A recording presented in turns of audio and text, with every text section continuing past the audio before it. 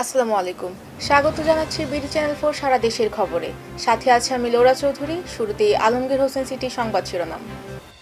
সাবেক আইজিপি বেনজিরকে নিয়ে বেরিয়ে এলো চাঞ্চল্যকর তথ্য। ৩ দিন ভারী বর্ষণ, তাপমাত্রা নিয়ে নতুন বার্তা।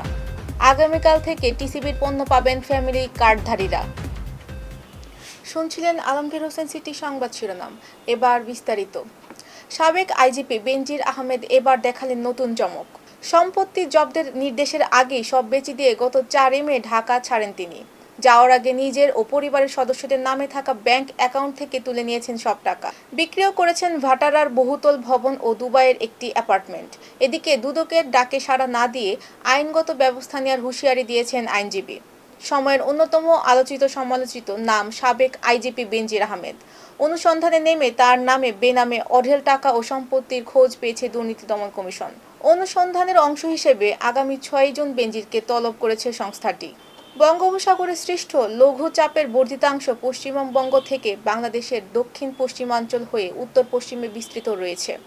দক্ষিণ পশ্চিম মৌসুমী বায়ু চট্টগ্রাম, সিলেট ও ময়মনসিংহ বিভাগ এবং ঢাকা বিভাগের পূর্বাংশ পর্যন্ত অগ্রসর হয়েছে।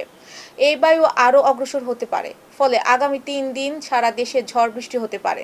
ভারী বর্ষণেরও সম্ভাবনা রয়েছে। এ সময় তাপমাত্রা কমে আসবে।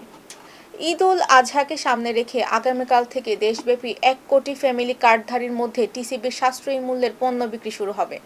আজ এক সংবাদ বিজ্ঞপ্তির মাধ্যমে এই তথ্য জানায় বাণিজ্য মন্ত্রণালয়ের অধীন প্রতিষ্ঠানটি। দর্শক, এই ছিল বিডি চ্যানেল 4 সারা দেশের খবর। পরবর্তী খবর দেখার আমন্ত্রণ জানিয়ে আজকের মতো এখানেই বিদায় নিচ্ছি। সবাই ভালো থাকবেন, সুস্থ থাকবেন এবং নিত্য নতুন সংবাদ পেতে বিডি চ্যানেল 4 ফেসবুক পেজ ও ইউটিউব চ্যানেলের সাথেই থাকুন। ধন্যবাদ।